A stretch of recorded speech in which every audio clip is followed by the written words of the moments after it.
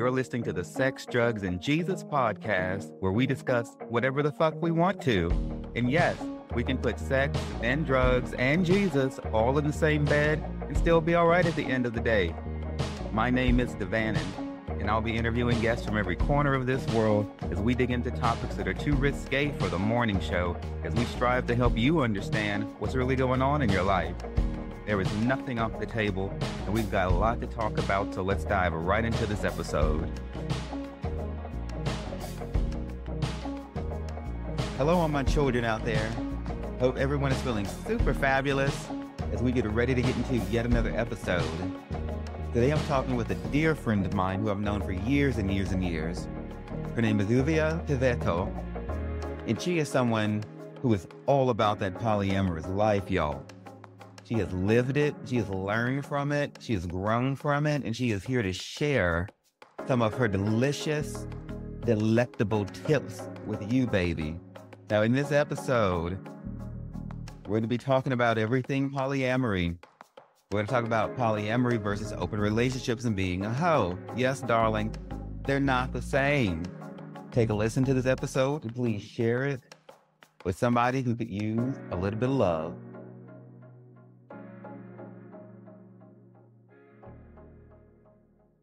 Hello, all you wonderful souls out there, and welcome to the Sex, Drugs, and Jesus podcast. I'm your host, Devanin, and I am here with my homegirl, the lovely and talented Miss Advi, also known as Taco Bellissima. Hello.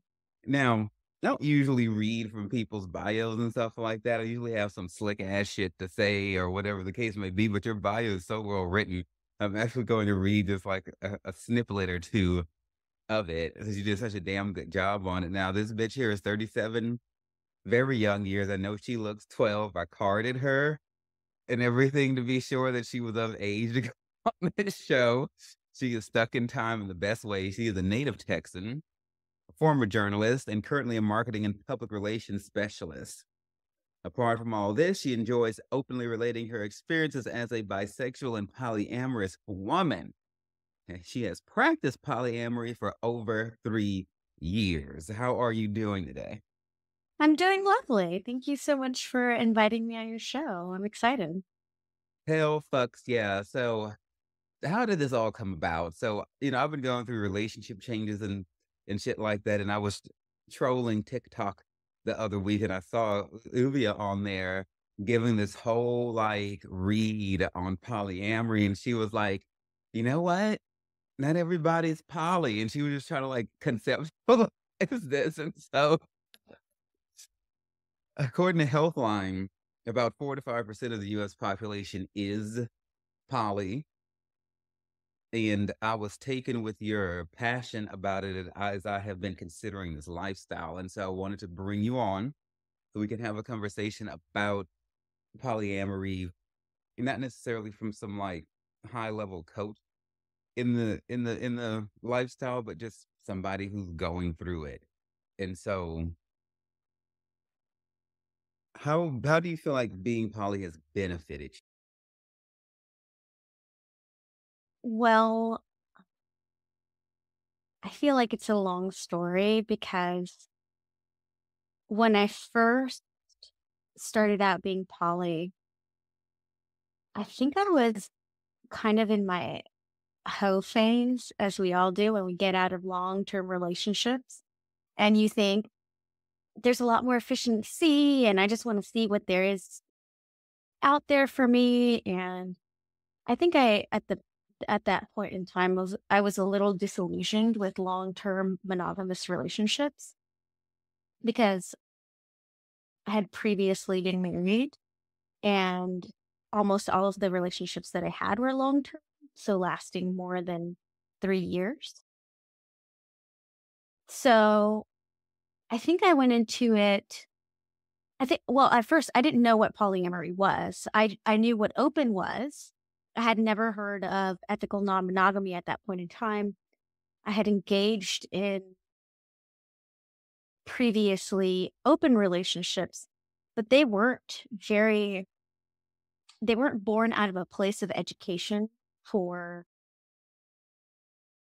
that kind of lifestyle. That was just like, hey, let's just be open. So I wasn't really familiar with it. And at the time, I thought, well, it's better to be single and just date around and do whatever I want and not have to answer to anybody. And I'll focus on my friends and family and career.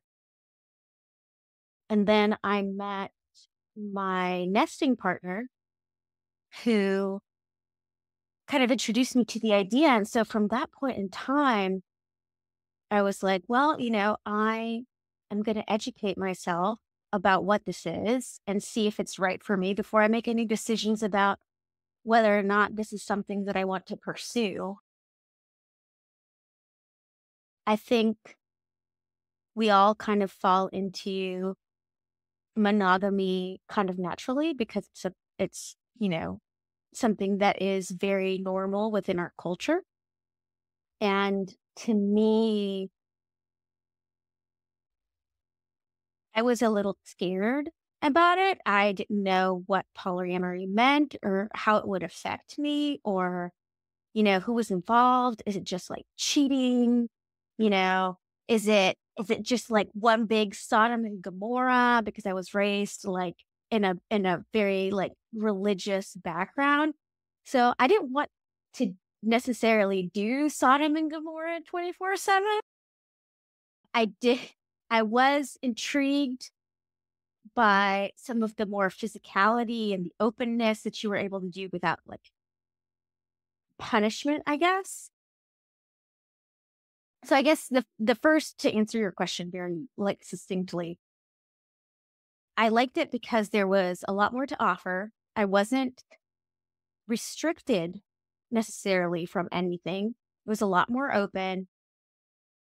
On the journey to polyamory, I found out that there's a lot more involved than just sleeping with people. You have to think about the ethics and what are your boundaries and what past trauma will affect your life. And I think what I came away with over the 3 years of time that I've been polyamorous is how to truly communicate, how to express myself, how to identify what I need personally first, and then be able to express it, right? How to face conflict, how important therapy is, and how important it is to spend alone time, in addition to all of the other regular benefits that you get from it. So, like hanging out with a lot of people, getting a lot of emotional support, and being able to, just rely on people and have a bigger family than you originally thought you could. So, all of those are benefits, but they come with responsibilities as well. And with great power comes great responsibility, little spider girl. And so, Exactly. so you said nesting partner. What's the nesting partner? So, in polyamory, there's the certain structures and certain terminologies in which you can describe your relationships to other people. It's always good to really detail out what those definitions mean to you because they may not mean the same thing to other people. So, even if you hear me say definitions like nesting partner, it's even if somebody else talks to you about it, you should always say, well, what does nesting partner mean to you? Because again, we all have our own perceptions of terminologies. But in my case, my nesting partner is my long-term partner that I live with. So usually when somebody says nesting partner, they mean somebody that they live with. In some cases, some people can use nesting partner to mean main partner, but I practice non-hierarchy, which means that everybody is equal to me and everybody's needs are the same and legitimate. Hmm. Non-hierarchy. I've never heard that, but I like it. You like all the y'all the same. When I was a drug dealer, one of my fellow drug dealers, this cute little blonde boy, in my memoir that I sent you, I referred to him as Golden Boy in there. And I believe in the book his name is Horkin. And so, but in real life, this dude had like five different females that he was fucking. I don't believe they were allowed to fuck anybody else. He had them ranked number like 1 through 5, and number 1 had authority over 2 through 4. So, like, if number 2 through 4 came in with, I don't know, some fucking badass, glasses on some frames or whatever, the number 1 could just go snatch her fucking products off of her face, and then that would be that. Yeah, that in my structure would be described as toxic and also patriarchal, I would say. Of course, everybody has their own definitions of what works for them and what doesn't work for them. So there's a lot of actual couples who still practice hierarchy because, for instance, if you live together, you're going to have more privileges or take advantage of more privileges, for instance, than somebody who's in solo poly, which means that they live by themselves or they practice polyamory more individually. So, like, if somebody who practices poly more individually doesn't have a partner and they live alone or something, they're not going to get the benefits as much of a couple living together and sharing responsibility. So there's still an innate sense of privilege that we all have when we're in relationships with somebody. Like, somebody might spend more time with another partner because they live close by to you, or so there's still privilege, right? But the hierarchy means, like, for instance, if I have 2 partners and I live with one, if they have a birthday party or if we have funds tied together, like, I'm going to have to make decisions based on, what the household need is or something, because I live with them. If I don't live with another partner and I'm trying to make sure that I prioritize them, and they're not in a hierarchical, not affected by a hierarchy negatively, we have discussions about, what is important to you? When do you want me to show up for things? Do you want me to show up for things? And make sure to put them first emotionally as well. So, like, you're trying to make sure that everybody has their needs met as much as they can, I would say. And at the center of that is something that you mentioned earlier, where you're saying, like, you have to learn to identify what you want and then be able to express what you want. One of the great sayings from within the spiritual circles is, who am I and what do I want? That we must ask ourselves. In order for this to work, everybody's got to be clear on who the fuck they are and what the fuck they want, because nobody should be having to play a guessing game. Like, it's not going to work.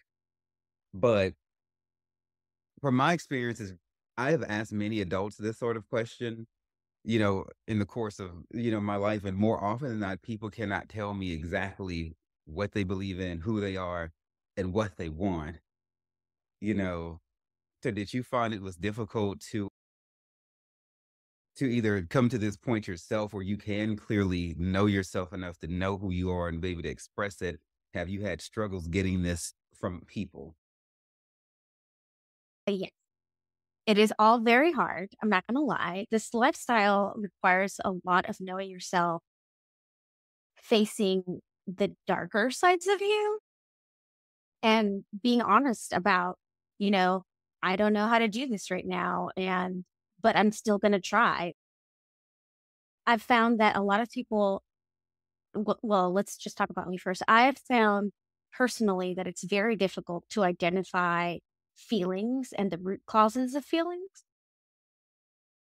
So, for instance, one of the main things that people ask me as a polyamorous person is, oh my gosh, I could never do that. Like, why don't you get jealous? And yeah, here's the thing.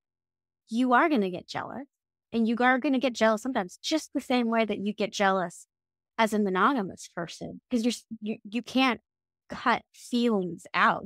You're still a human being. You're still going to express your feelings or feel them. But when I experience feelings of jealousy, I have to ask myself, where does this come from? Why am I jealous? Am I jealous because I feel like I am not getting the same thing that somebody else is getting? Am I jealous because I think my partner is going to leave me? Am I jealous because I want something, but I don't know how to express it? Do I have a boundary that I haven't expressed, that I feel resentful, even though I haven't towards my partner, even though I haven't expressed it? So I think you have to like really work through your feelings and identify, why do I feel the way I feel? You can't just say, I just feel this way, which of course, you will just feel a certain way. But yeah, I feel like that's been one of the major breakthroughs in polyamory, is like really knowing yourself, because you think you know yourself and then you get into something like this, which is a more complex relationship structure, and then you're just blown away by how much you continue to learn about yourself and other people. Right. And you mentioned also how this is different from like just like being a hoe, because some people might, I want to dwell on that for a moment. And there, look, we're not here to shame, honey. No, no, no. I done rode more dick in this lifetime than what really one individual should be allowed to. It's a good thing my booty hole always goes back to being as taut as ever. And, that I go for my yearly anal rejuvenation surgery anyway. And so, so I want you to talk about this because, because I had a partner in my life at one point who thought that anything that he did was sex positive. It didn't matter how many different people he slept with or whatever the case may be, as long as it wasn't rape, then it was sex positive. And I just want to, I want you to talk about what sex positivity is to you. And I want you to get a little bit more granular with the concept of just going on Grindr, whatever app to fuck around. Like, that doesn't make you poly. Poly involves like giving a fuck about the people you're dealing. Yes, that is very, yes. Okay, so here's the thing. I feel like most people, unless you're asexual or have a low sex drive, at some point in time are going to want to express themselves physically in a consistent way. Like we all, and that is to say that at some point in time, we've all been hoes, or we continue to be hoes.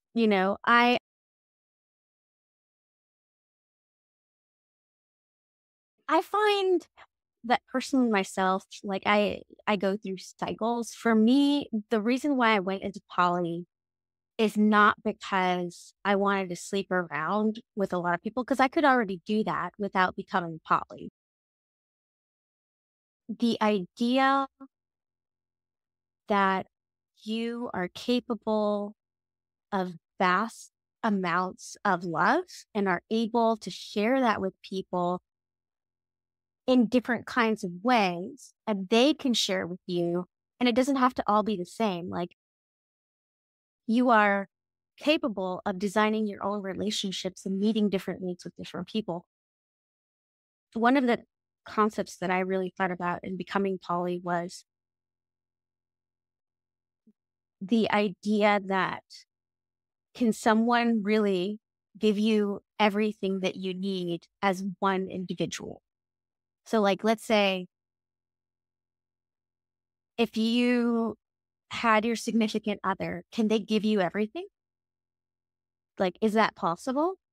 And then you think about it and you think, someone can't be everything to you. Like, this is why we have friends. This is why we have mentors. This is why we have, a family. All of these people are important to us in different kinds of way, and they meet different needs.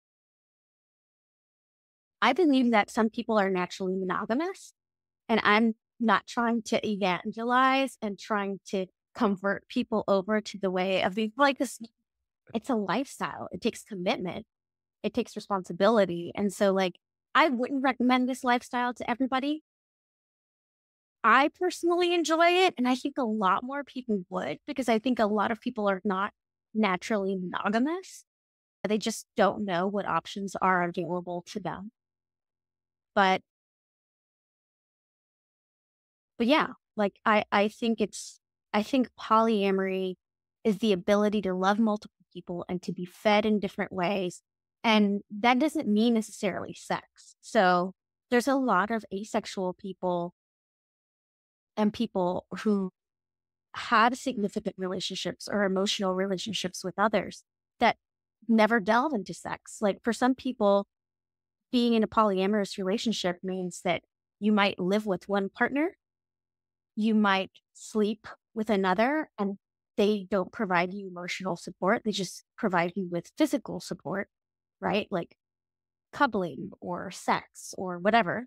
And then there might be somebody that you have a relationship with that's very emotionally significant where y'all don't ever sleep together. Like all of those possibilities exist within the realm of poly. And the beautiful thing is that all of those relationships don't have to look the same way. So you are able to have as many relationships as you want, you can properly care for and make your own needs up, as long as that other person is being fed responsibly as well, too. Holy shit sticks, Batman. I never would have thought about I never would have thought about that. The whole like, gosh, it's like just like an emotional relationship with somebody that doesn't have anything physical to do with it. Wow. And you don't even have to there's some people that like a lot of alone time. So your traditional relationships usually have you living with somebody and spending a lot of time with them. But there are partners within polyamory that are called, for instance, comet partners. And those are partners that aren't with you all the time. You may only see them, maybe like twice a year, once a year. And that yet they are very significant, a very significant relationship in your life. And that can still be a partner. They're just not the traditional partner. So I think the first thing you have to do is break any ideas of what a relationship is supposed to look like and think, who am I and what do I actually mean? And is there somebody who wants to meet that need, and how can we make this work for Now this comet partner who you might only see once or twice a year, or you physically see them once or twice a year, you in communicating with them over, in some way, be it by phone or whatever, or if you want to? Because you're the one making the relationship. I actually have never had a comet partner, but it's not it's not outside of the realm of possibility, right? It's just like, who are you at this point in time and what do you need? And then everything else kind of falls into place. I constructing my ideas about relationships look like and what I want has continuously evolved over my experience with poly. well spoken. Now, within the poly community, you say you consider yourself to be more of a connector rather than a coach. And I think the connector sounds like a badass movie. Maybe the follow up to Colombiana or some shit like that. I'm still waiting for them to give us that because that movie was totally kick ass. And you could have totally played Colombiana. And so tell people what, just about the existence of coaches in the poly world and what they could provide. So when I first started out, I didn't know anything, as you do. And I went online and tried to find a lot of people that were very experienced in poly, that had blogs and that wrote books. And so I started following them, and there's a lot of information out there, just so you know, as an aside. And you should always be careful and do your own reading yourself to compare what you know and what you are aligned with whoever you're following, right? But I found several people, like there's an account on TikTok that's called Chill Polyamory, and they're also on Instagram too. So like I follow them. They have a blog and everything. So I make sure to follow them because they have really good advice for people who follow non-hierarchical poly and who are also within the kink community, which I think you will often find that there's a lot of like other different like sub communities linked to polyamory because a lot of alternative people like alternative relationships. And so you'll often find kink and sci-fi people and gamer people and D&D people like all wrapped up within this major like polyamorous ecosystem. Ooh, that sounds so hot and yummy. Or, I love me a good nerd, baby. Yes. I mean, you'll find them there. If there's anything I know, it's that I found more people who are like me, who are like, I'll like swipe on them on Tinder and I'll be like, hey, what's up? I love your shirt. I'm a big, Star Trek person myself. And they'll be like, original or first gen. And then we'll get into talks about Star Trek and stuff and debate about which season was the best. And like that's one of the really good things that I love about polyamory is because when you date too, that person might not be for you. You might not sleep with them, like once you swipe on them. But the great thing is about polyamory is that you're not just like, okay, next. If you vibe with somebody, but they're not for you, you oftentimes will stay friends. I've made more friends off of dating apps than I've actually made lovers because we just have a lot of the same shared interests. See, and this is a great segue into the apps and exactly how somebody can immerse themselves into finding poly people if they want to do this lifestyle. So what you saying, homegirl, is that the poly mindset isn't quite as deterministic as say like the grinder mindset because people go on Grinder and apps like that just to fuck. And if you and I fuck and then they swipe and get the hell out, not even damn about anything about you. And so so let's talk to people who may be hearing what you're saying and like, ooh, that monogamy shit didn't work. I can't keep my dick in my pants anyway. Maybe there's a way that I can actually have all the sex that I want and still be a respectable human being. Don't have to resort to cheating, chicanery, lies, scandals, deception, none of those things. You can have all the ass you want and do it in such a way that you're not hurting people's feelings. so, so I know one of the apps is FetLife. Another one is Feeld, Feeld. So I know if you live in a huge ass city like Los Angeles and Miami or something like that, or New York, it's going to be easier to find groups. You got people who are going to hear this who live in buttfuck Egypt, out in the damn country and shit like that. And so the apps really come in handy. And so talk to us about, the apps and, they're a good way to start. Yeah, I actually do most of my looking for relationships on apps. I wouldn't be opposed to in-person stuff, but it's just so hard. Like, how do you walk up to somebody and say, hi, I think you're cute. Also, I'm bisexual and polyamorous. You want to go out with me? And then they're like, whoa, whoa, whoa. What does that even mean?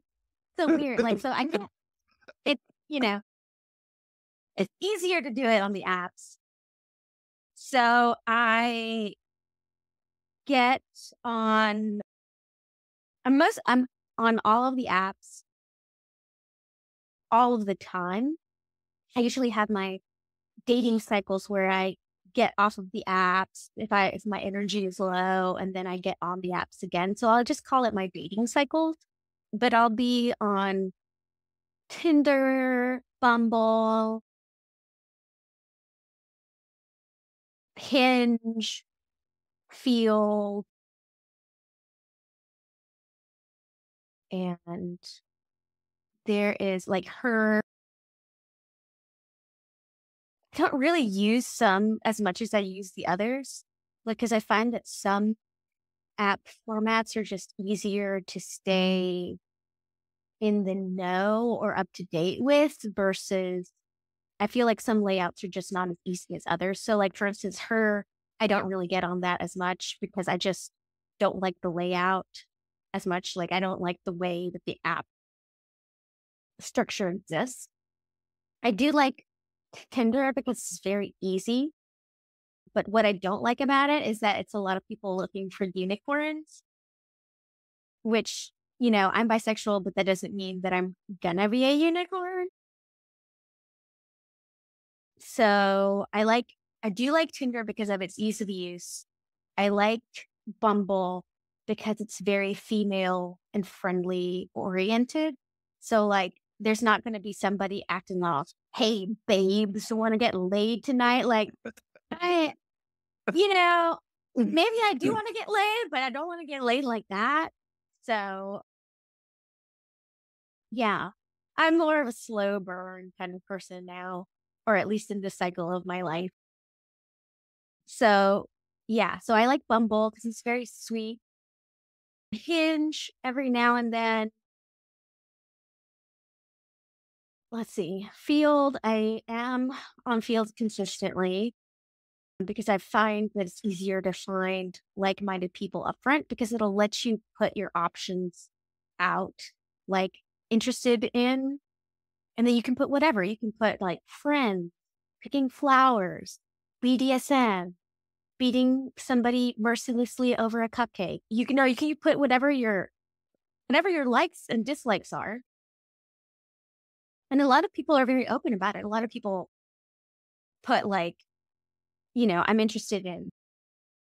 a rope bunny and I do this and I'm looking for couples or I'm looking for only an individual person. So it allows a lot of like tailoring and getting your message very clear about what you need and what you don't need, as opposed to Tinder, right? Where you just put like a small bio and maybe link your Instagram. So that's the difference is, you're able to really be very detailed about what you're looking for or what kind of physical exchange you're looking for. Because sometimes people are looking more for somebody to sleep with. And let's say you're in poly, but you want more of a person who meets your physical needs. You're able to write that up right away. And then you're able to link with your partner's profile if you have a partner. So then the other person can like see who your partner is and check y'all out and just kind of like it's very transparent, which is really good for people who practice poly. I like how you said you take the apps in cycles. One of my great frustrations with people in this day and time is that they're on their goddamn phones everywhere they go all the fucking time and they won't put the fuckers down. And then these apps have a way of like draining your energy and just pulling you in because you're always wondering who hit you up and who's next, the next message. And then you get this twisted sense of validation coming from the fact that people are contacting you on there and it's not really true love or anything, is just potential. And so I like the fact that you go at it hard, but then you know how to turn the shit off when it's getting to be too much and it's becoming toxic. And I'm happy that you identified that there does come a point in time where you need to chill with the shit. So, do you have any advice that people can put in terms of any information they can put in their profiles to help them? Yeah, I would say to be very transparent and open and honest about who you are and what you're looking for. So, like in my bio on apps where it's not so usual to see polyamorous people, I'll put my name and so people can look me up because I want them to know that I'm not just some weird person who's going to like hit their head over in an alley and leave them there for dead. Like, it's nice to know that you exist online and that people can trust you to a certain extent. So I put my name, I put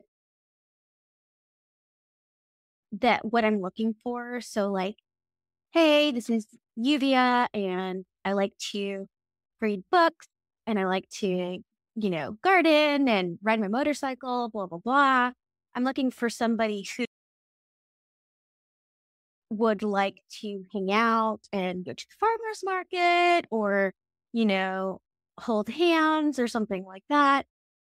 And I'll put that I practice non-hierarchical poly, that I'm open about my poly status because I think that's important. Like, I've dated people who are both open and not open about being poly. And I think that that is, I think, a key point in your poly journey. You might not want to come out right away. And I understand why. Like, I myself didn't come out right away to family or friend, but then I did it kind of like little by little. Like, I came out first to my siblings, and then I came out first to my friends, and then I came out to my work. And then I came out to my parents directly because even though it was all on social media and stuff, they don't pay attention. So, like, I came out in doses as being polyamorous until I was out completely, like, public. And surprisingly, everybody was super supportive. People within the business community, a lot of friends, people, church people sometimes from Facebook, like, people are very open and they're curious, and not everybody's out to like get you, and not everything is going to hurt you. And I think we're all brought up to fear a lot and to fear being different. And I think that one of the main things that I took away is that it's okay to be yourself and it's okay to be open. It might just take a little bit of time to get there.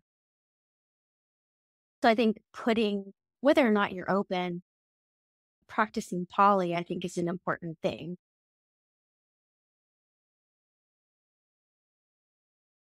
I don't know. I don't know how explicit people would want to get about that. I think that's a personal choice. So I'm not going to say, I think that that's something like they should decide for themselves and talk about with their therapist about whether or not they want to discuss that with people.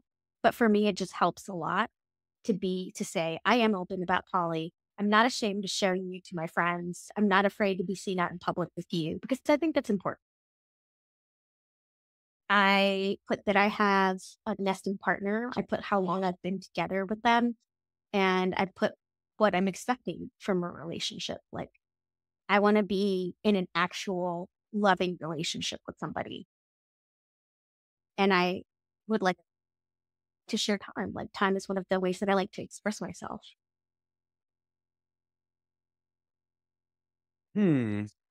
This has all sounded so great. I'm curious, have you had any sort of like negative experience? Maybe someone you had to dismiss, cut ties with, or anything like that? Yes, it is very complicated. Everything is not going to be easy. The more people you love, the more you expose yourself to heartache. I will say that because you're dealing with people and emotions and different needs. It's just the same as a monogamous relationship where you work through challenges together. And whether or not you want to do that, is the key. I have broken up with two women in the past within polyamory while I had my nesting partner. And it was hard. I loved them, and it, we just like anything else is like, if you're not right for somebody, even if you can sleep within it, and even if you do meet some of their needs, sometimes somebody just isn't right for you. And sometimes if they pass your boundaries and they have different boundaries and they don't want to change for that, or you don't want to change, then you're not right for each other. Like, even if you, even if you can, not all things are beneficial to you. So I think that was an interesting learning point for me, is like, is this person, even if I can sleep with them, even if I do have fun, am I supposed to be with them, even if this is something that's open to me? Or is this negative to my life in some way? And I think just like everything else, it's like, if something is negative, to you in your life and it consistently is negative, then you shouldn't have it in your life.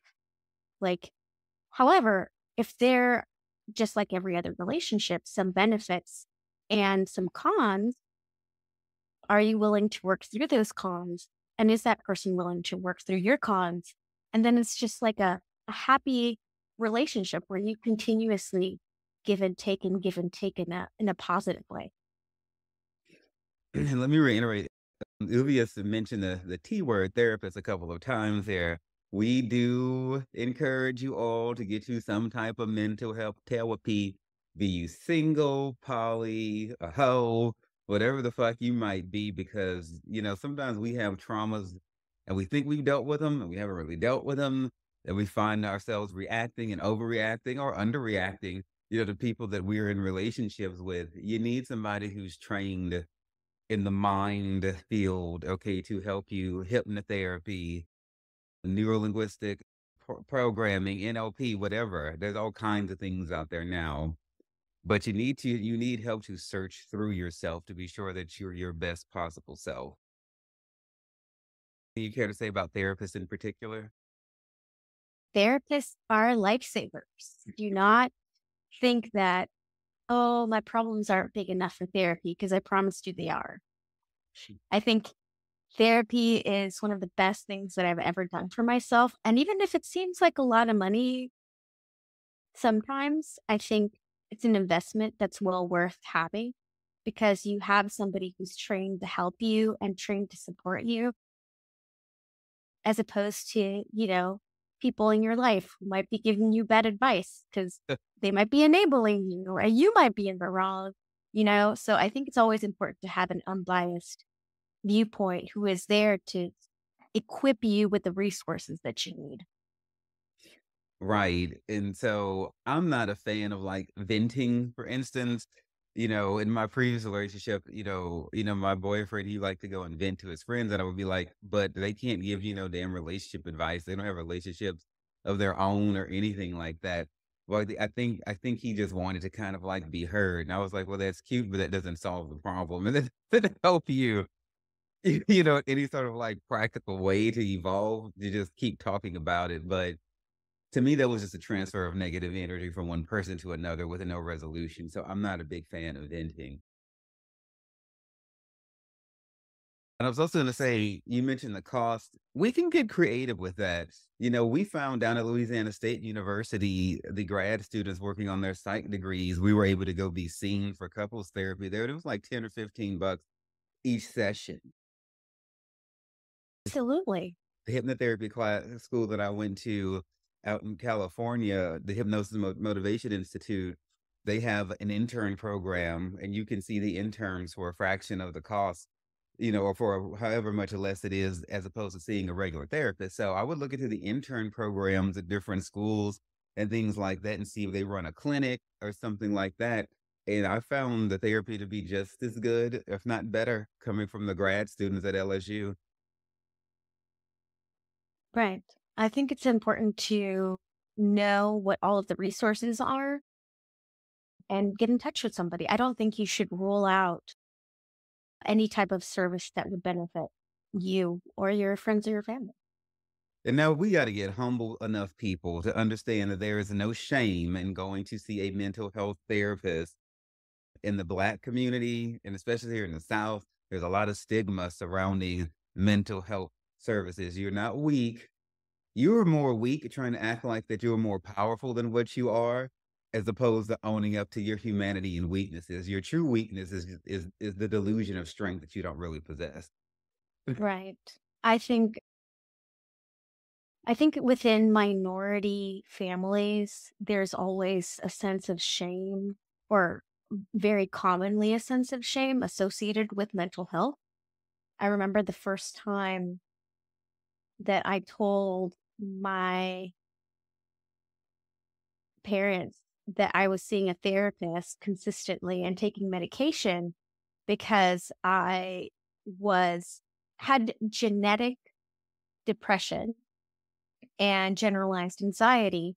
And I remember saying, like, this is something that is cyclical, that affects my life significantly at certain periods of time to where I'm high functioning, but there's going to be certain periods in my life where, I might not be able to get out of bed, or I might not be able to go to work, and I've learned how to combat that because of therapy. And I've learned how to self-regulate my emotions when I am having a hard time. And I think I used to lean too much on people sometimes that were not equipped with that. Like I used to lean on my friends, which is great to lean on your friends, which is great. It's fine to vent, but not to the point where you need physical help from a professional that they can't supply. Right. So I think that was a significant moment in my life. And I remember telling my parents that. And the first time they heard it, because I was fairly young, I think I was still in college at the time. The first time they heard it, they were like, "Why do you need to go to therapy for?" And because they had never gone to therapy. And they just were like, pick yourself up by your bootstraps kind of people. And I was like, because I had genetic depression and generalized anxiety, and sometimes I can't function. And they said, "That's just ridiculous. That's all in your head." And I'm like, "That." And then they started seeing how well I was responding to therapy and evading. I used to fight with them a lot. And some of that just got into being able to resolve some of the family issues. Because, we all have a lot of them. Resolve some of the family issues that had caused our fighting. And once they saw the benefits of me being less reactionary and being proactive about mending some aspects of our relationship, they were like, "That therapy is working out for you." And I'm like, "Yeah, guys. Yeah, it is. I'm glad you'll notice." Cool. Hell yeah. Well, I'm happy you were able to find a sense of peace and resolution within your family. I look at my mental health therapist. I have a hypnotherapist. I have a licensed clinical social worker, and I have a bitch who does my nails, have a bitch who does my facials on clients, and I have a bitch who helps me with the psychiatry. It's just another one of my luxurious treatments that I'm pampering myself with the way I see it. It's just, you got a gardener, a cook, a therapist, honey. They're all people who come to give you a personal service. So I just think it's a lux. Absolutely. So you mentioned a word in our pre-talk that you were talking about. You called it code switching, and we were talking, and I thought it was just the coolest fucking, you know, coining of terms. And I want you to talk to us about what code switching means to you and how it's beneficial in this situation. Ah, I, I, I'm a person who travels in a lot of different circles. So right now we're discussing my more alternative side, right? We're discussing polyamory and alt and kink and stuff like that, which is a side of my life, like a part of my life. Then we have business, right? I'm a very front-facing person. I work with a lot of clients, I work with teams, I'm in a leadership role. This is something that is very important to me as well. There are people who identify themselves a certain way, but I feel like I'm more of a chameleon. I like to travel in a lot of different circles, and I like to engage with a lot of different people, and I like to express myself physically in different ways. So that means dressing like a goth one day, dressing like a Barbie doll the other, dressing like a ice cold business queen. I can do that. And that's what I like. I like to do that. And that doesn't mean that everybody has to do that. It's just who I am.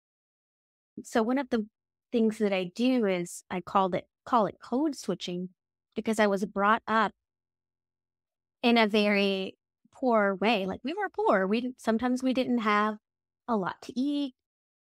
We were in an old house that was like infested and stuff like that. Like I remember like hearing rats chewing at wallpaper when I was little inside the walls of the house. Like so I know what it is to grow up and be poor, but I also know what it is to grow up and be an adult and be a leader and have money. So like I know what life is like in not having enough to eat and stuff like that. So like this is what I call code switching sometimes. It's like on one hand, I used to be poor and now I am comfortable. On one hand, I am Hispanic. On the other, I can travel within any circles, which is like white, Black, Hispanic, other minority cultures. Like I can travel within those and feel comfortable. I can be within the business world or I can be, cutting up at a party. Like I can be anyone and I can be anything and I'm very comfortable that way. So whenever you're in different social circles, you tend to code switch as to whatever the language there or appearance there will be best understood by the people that are within that social circle. So for instance, if I am in a meeting, I'm not going to be like, "What's up, bitch? You look great. I love it. Look at how perky you look. Like, I love those shoes on you. Those are the fucking shoes, girl. Yeah, absolutely. You are working it. You are a dime." Like, I'm not going to go up in a meeting and say that to somebody, but I will say that to one of my best friends. If we're at a party, I'd be like, "You are so hot. Punch me in the face right now." Like, I could be like that to her and nobody's going to think anything. So, like, the way you engage with people, the way you present yourself differently amongst different social groups is often called code switching. So I feel like I do that a lot too, because I enjoy being an educator and I enjoy having other people see me in a way that they can understand me. So like, even if I present as alt sometimes, there's always an aspect of myself that is going to be safe, that is going to feel safe to other people or other social groups. And see, I never had enough class to act right at the meeting at work. That's why I had to stop trying to work for other people because I was the fool up in the board meetings. I was like, "Oh, bitch, nice tits," and whatever the case. I had no class, no demeanor. And, so I always got in trouble with every job I ever had. So I just stopped fucking working for people because I wasn't trying to tone it down. The Sagittarius over here only knew one way, and that was turned all the way to. Of course you are, Sam. Of course. But like, here's the thing. Not everybody should do that. Not everybody needs to do that. I think the beauty of people is that they are who they are. Like one of the favorite things that I like to describe, like I was trying to describe you to my sister. And I was like, "Well, what is this Savannah like?" And I was like, "Listen, hilarious, spontaneous, the life of the party, like generous to a fault." Like these are all things that describe him. And you know, I'll I describe people differently. It's just it's who you are. It's who people should love you for. Right. Well, thank you for all those kind words. And I just want to add that you can code switch and shift in, as it was explained to me by my mentor growing up, it's adjusting, as you go out into the world. Now you're doing this changing, but you're not being fake. You're not betraying who you are. It's understanding that when you go out into the world, it is your responsibility to make the world understand you. It is not the world's responsibility to just get on your level. If you want people's attention, you want them to take you seriously, you have got to learn to read the dynamics in the room, read the culture in the room, read the energy in the room, and still be yourself and be true to yourself, but express yourself in the way that group A is going to understand you and group B is going to understand you and group C all the way through Z and back around again. and just tweak yourself a little bit and not feel like, you know, not feel like that's a bad thing that you got to change a little bit when you're in front of different people, but figure out how to do that without abandoning who you are. Right. So I say this to like the introverted people out there, because this was an issue I had with my previous boyfriend, super introverted. And, he found trouble expressing himself in different situations or to me, and I was like, well, you got to learn how to still be you, but be a little bit different and not be mad about it and embrace the diversity. And in the poly world, you're going to be dealing with a lot of different people and you're going to have to be able to code switch. And, I would take it as a challenge. If I was an introverted person, this is a way for you to grow and to get out there and to work on those people skills. Now, on the time management side of it, what I was curious about, spiritually speaking, I know that people have varying degrees of spirituality. How do you find time to be poly and give all this attention to these people and still spend time with your higher power? That is a very good question. I have not always been very good at balancing that, but I am spiritual. I am still religious. So I am a Christian and I follow Buddhist philosophies. I also like to, I know this sounds like an oxymoron, but I also practice witchcraft. And so I try to find time to connect with all of this. Like, I try to find time to meditate. I try to find maybe like 10, 15 minutes to read a little bit to keep up my understanding of different philosophies and scriptures and stuff like that. I find that it is very important to be true to myself and what I am drawn to and be outside more because everything that I do is connected to the internet.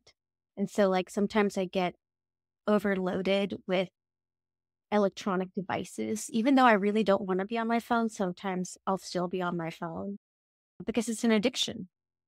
So sometimes I have to break away from that. Sometimes I'm going to say like, throw the phone down. It's over. I'm not doing this anymore. I'm going outside. I think you make time. I have a coach who coached me with marathon training.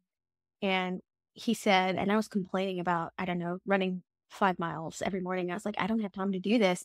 And he said, you make time for the things you love or the things you want to do. And if you're not making time for that, it means that you don't want to do it as much, which is true. Like, if you really want to do something, you are going to find a way to make time for it or make it possible or, change a little bit to be more fluid in the way that you present yourself or the way that you achieve that. So I think being realistic, setting like 10 to 15 minutes of time to be by yourself, to connect, I think is important. I really love people. So I tend to give myself a lot to other people, whether it's friends or like family or partners. So I have to be very conscious of making my own time because it's not them pushing time on me. It's me giving time to them and then depleting myself. So it's my responsibility, because this is my problem, to have alone time, to have spiritual time, which are different, and then have time with other people. So I think that that's the thing that I've learned the most, is learning how to balance all that. And one of the things that I would recommend for that is asking people how much time they need to feel supported and loved by you, or feel like they need to get to know you. And so scheduling that time consciously ahead of time, because everybody has their own plans. The older you get, the more people are going to have their own plans and responsibilities. So I think it's very responsible to, when you're talking to somebody, say, how much time would you like to spend a week? How much time do you have? Are there any important days that I should be aware of? Would you like, and then when you get more serious, you say, would you like to share a calendar? So you know what I have going on in my day and you know where I'll be. And like, that's just, some people might not do that, but I find that it's very helpful because there is transparency there and you're giving somebody a space in your life. So even if they know that you're busy, they know that you care about them and they are brought up to date as to like what you're doing and, what you like and stuff like that. Oh, sweet transparency and trust. I want you to talk about trust, and then that'll be kind of like how we wrap it up, because I feel like a lot of trust is needed in this world, in this poly world, if you're going to do it. Okay. Well, first of all, we start off every relationship the same. Like there is no trust there, right? Every relationship is the same. You have no trust. You have to build it. So the more time you spend with somebody, the more you share your life with them, the more you know their likes and dislikes, the more trust is going to be built up because you're spending quality time and you're getting to know them in an intimate way. And intimate, not just physical, but intimate as to who they are and what they think and what they find important. So I think that that is very necessary to build. I think it's important to know, not just like, oh, you can not just say to somebody, oh, you can trust me, because they're not going to trust you. Nobody's going to trust anybody in the beginning. You take time to know what matters to them. And I think building trust for me would be more like texting them, like saying hi in the morning, saying like, hey, how was your day? What were you worried about? What's something interesting that you like? And just like being there and being vulnerable, I think are the two hardest things, especially in the beginning when you're starting to date somebody, because sometimes you don't know if they like you back right away. You're like all nervous, like, oh, I shouldn't have said that. Or, should I tell them that I was thinking about them the other day? Yes, bitch, you should. Tell them. Be vulnerable. It's hard as fuck, but it's going to pay off. Like, do the thing that you're scared to do, because everybody is scared. Everybody's scared. And yeah, so that's what I would recommend. I would say practice vulnerability. Don't be stupid and give somebody your, social security number. That's not what I'm talking about. I'm talking about like being vulnerable about where you stand with somebody, that's how much you want to be with them and stuff like that. Like, I think that's really sweet. And like, as long as you're not like, I'm not a big blah. I'm not a big proponent of U-hauling, because yes, there's a lot of vulnerability involved, but I think a slow build is really, the lesbians are going to kill me. The slow build is like really healthy for people. And I'm not saying it doesn't work out for some people. I'm just saying like there's more, the more time you spend with somebody, the more you know them, the more trust is built, the more y'all are invested, and the less easy it will be to break a relationship. Well, that's very high wisdom if I've ever heard it. Yeah, thank you so much for your time today. Her on Instagram, y'all, she is Taco Bellissima, also known as your cool aunt. And then on TikTok, she's also at Taco Bellissima. And that's TACOBELLISSIMA. So one happy taco right there. And so if you have any last words of wisdom or encouragement, you may spin them right now or whatever you want to say. Well, I think the most important thing is to have fun and to not take things too seriously and to just kind of like discover and allow yourself to make mistakes and recover from them. And I think that's the most important part, because I did get too caught up in doing the right thing all the time and reading the right books and being appropriate to people all the time. And I got too caught up in the should and should not. And I forgot to have fun. So I think it's very important that while, yes, you learn and educate yourself, go out and have fun and have a good time and get to know people, and then you'll find what works for you. Oh, so sweet. Thank you so much for being our guide on the path of polyamory.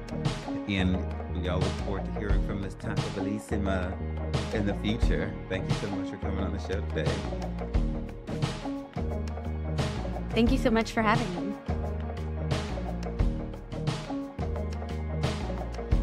Thank you all so much for taking time to listen to the Sex, Drugs, and Jesus podcast. It really means everything to me. Look, if you love the show, you can find more information and resources at sexdrugsandjesus.com or wherever you listen to your podcast. Feel free to reach out to me directly at Devannon at sexdrugsandjesus.com and on Twitter and Facebook as well. My name is Devannon, and it's been wonderful being your host today. And just remember that everything is going to be all right.